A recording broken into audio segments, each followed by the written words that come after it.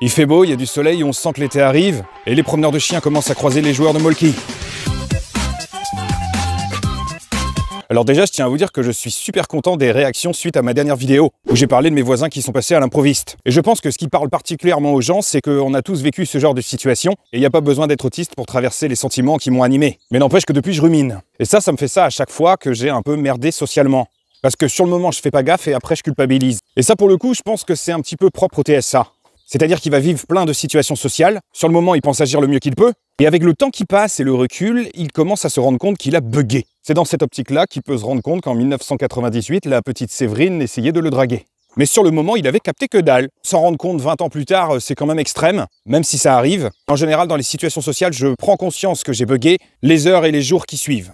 Bref, et depuis cette histoire de voisinage, je suis tiraillé. Je vous cache pas que je suis un petit peu embêté et je me demande ce qu'ils ont pu penser de moi. D'un côté, je me dis que j'ai été sympa. Je suis sûr d'avoir été correct. Chérie, on s'en va. Ce voisin est infect. De l'autre, je me dis que si de leur côté, ils ont mis de la bonne volonté pour se faire inviter et que j'ai pas répondu à leurs attentes, j'ai dû passer pour un gros sauvage. Et c'est là qu'en filigrane, on a quand même l'autiste qui va faire passer ses besoins après ceux des autres. Référence à ma vidéo qui s'appelait l'apoptose. Mais de l'autre, je persiste et signe en me disant que ça ne se fait pas. Et il n'y a pas besoin d'être autiste pour ça. Mais faire ça à un autiste, c'est lui faire subir une violence énorme. Parce que moi, j'aime pas ce qui n'est pas anticipé, ce qui n'est pas prévu. Tout simplement parce que j'ai pas pu me préparer dans ma tête et me préparer en amont aux postures que je devrais prendre pour correspondre aux attendus. Ça veut tout simplement dire que je suis capable de faire des choses au dernier moment si j'ai juste un petit laps de temps pour tout réorganiser dans ma tête. À savoir hiérarchiser les différents items qui rentrent en ligne de compte. Je sais pas si quelques heures avant, mon voisin était passé me voir. Tout seul. Bonjour Fabrice, avec mon épouse et mes enfants, on aimerait bien vous remercier pour la dernière fois. Est-ce qu'on pourrait passer vous voir pour boire l'apéro? Ouais, si vous voulez, on apportera des trucs. Je vais en parler à ma femme. Ça, c'est ma technique pour différer les problèmes. J'en parle à ma femme. Sur le moment, j'aurais éventuellement dit venez ce soir à 19 h ou on fera ça la semaine prochaine. En fonction de ce que j'ai à faire et de mes priorités, j'aurais su quelle serait l'échéance idéale. Parce qu'au moment où ils ont débarqué, vers 18 h 30, tu vois, heure de l'apéro, c'était un moment où je faisais ma pause. Et ça, c'est un concept que j'ai inventé. C'est ce que je dis souvent à ma femme et ma fille pour leur faire comprendre que j'ai besoin d'un temps de silence et de calme tout seul. Et ce qui m'énerve, c'est que je vois que je suis en train de ruminer face à cette situation. Une espèce de sentiment de culpabilité qui me fait me dire que j'ai vachement merdé. Alors que non, ma réaction était légitime. À la fois, je me dis que j'aurais peut-être dû leur proposer de s'installer et de leur payer un verre. Et à la fois, je me dis qu'ils auraient dû être beaucoup plus clairs sur leurs intentions. Même si c'était une situation surprenante et potentiellement violente pour moi, j'aurais préféré qu'ils me disent clairement qu'ils venaient boire un coup. Au moins, c'est clair, c'est explicite. Alors si ça se trouve, dans l'échange, il m'a lancé des signaux et que je les ai pas captés. Et faut pas s'attendre à ce qu'un autiste capte les intentions en filigrane. Parce que maintenant, je suis en train de porter une rumination qui ne m'appartient pas. J'ai rien demandé à la base. Et encore une fois, j'ai été super cool. Parce que par le passé, il y a déjà eu des moments où j'avais pas du tout mis les formes. Pourquoi vous venez?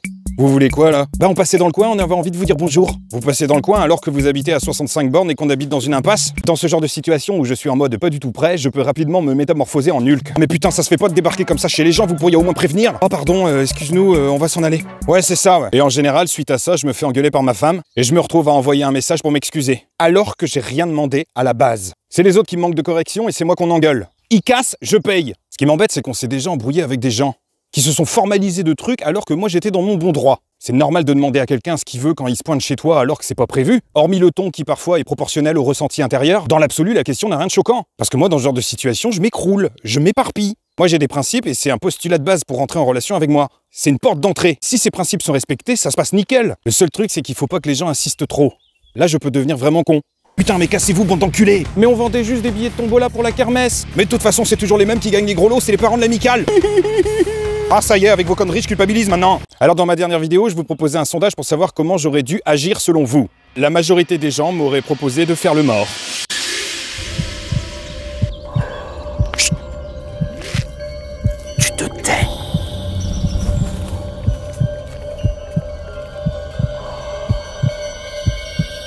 Putain, ce sont les voisins! Oh putain, c'est le facteur! Oh putain, c'est ma mère! Et en fait, en fonction des situations et de ta disponibilité dans ta tête et dans ton corps, tu fais pas de distinguo. L'agresseur n'a pas de sexe, de genre, ni de lien de filiation. Il reste un agresseur. Non mais chérie, tu fais quoi? Tais-toi! Non mais t'as pas entendu que quelqu'un a frappé? Justement! Justement rien du tout, tu vas ouvrir? Je peux pas! Je sais pas, t'en trouves la porte et tu dis que t'es pas disponible. Fichez le camp, nous on reçoit pas les Jéhovah! Qu'est-ce que t'es en train de dire là, Fabrice? Je cherche une solution pour qu'ils s'en aillent! T'es complètement taré, toi, hein? Pourquoi tu vas pas ouvrir, toi? Tout simplement parce que dans cette situation, je ne suis pas présente et que t'es tout seul chez toi. Allez, fais un effort, tu vas ouvrir. D'accord, mais je vais ouvrir par le garage. Mais pourquoi tu fais ça? La porte du garage, c'est pas la porte d'entrée. Oui, mais le temps d'aller ouvrir la porte du garage, j'aurai le temps d'aller me préparer. Et une fois que j'aurai ouvert, je serai pas en frontal face aux gens, ils seront à quelques mètres en mode profil. Waouh! Sinon, parmi les réponses qui m'ont été données, il y avait aussi l'option 3. Option que je n'avais pas proposée dans les choix. L'option 3 revient tout simplement à s'écouter soi. Et si je m'étais vraiment écouté, j'aurais fait le mort et je culpabiliserais pas maintenant. Sinon, parmi les commentaires, certaines personnes me donnaient leur stratégie d'évitement. Et je trouve que certaines sont originales et rigolotes. Donc en gros, t'inventes un gros bobard qui fait que t'es pas dispo. Alors ça, c'est pas con, mais le risque, c'est qu'ils reviennent plus tard. Le mieux reste encore de dire la vérité. En fait, je suis pas du tout disponible pour vous parce que vous m'avez pas prévenu et je trouve ça hyper agressif. Est-ce que vous pourriez pas revenir plus tard après m'avoir prévenu? Je pense que c'est la meilleure solution parce que raconter un bobard, c'est compliqué pour moi. Tu vois, j'ai pas de mal à incarner un rôle quand je suis sur scène, mais quand il s'agit de mener les gens en bateau, c'est plus difficile. Par exemple, quand je regarde à la télé des caméras cachées, je suis hyper mal à l'aise. C'est assez paradoxal pour un comédien qui souffre du syndrome de l'imposteur. Peut-être que certaines personnes parmi vous diront que ça doit être dur de vivre avec quelqu'un comme moi. Bah pas du tout, je suis pas un tyran. Si quelqu'un débarque à l'improviste pour voir ma femme, il peut venir à l'improviste. Faut juste pas qu'on me demande de prendre part aux interactions. Je le ferai seulement si j'ai envie, que je suis disponible et disposé. Et en fait, je pense que les seules personnes à qui je pourrais ouvrir spontanément la porte sans faire le mort, ce serait la police. Bonjour monsieur, comme notre accoutrement l'indique, nous sommes de la police. J'ai jamais compris pourquoi incarner un policier suppose nécessairement de lui affubler un accent. Nous avons quelques questions à vous poser. D'accord monsieur l'agent, mais autant vous dire que je ne suis pas du tout le sosie du pont de Ligonnès. Ce n'est pas la question, nous venons vous voir concernant le petit Kevin et le petit Alexandre qui ont été agressés ce matin alors qu'ils étaient en train de vendre des billets de tombola. Ah non, ça n'a rien à voir, ils étaient en train d'insister alors que j'avais pas d'argent. Tout simplement parce que ma chaîne n'est pas encore éligible à la monétisation et il me reste encore un petit peu de temps. Ah, je vous reconnais, c'est vous le promeneur de chien. On peut rentrer pour le café? Non!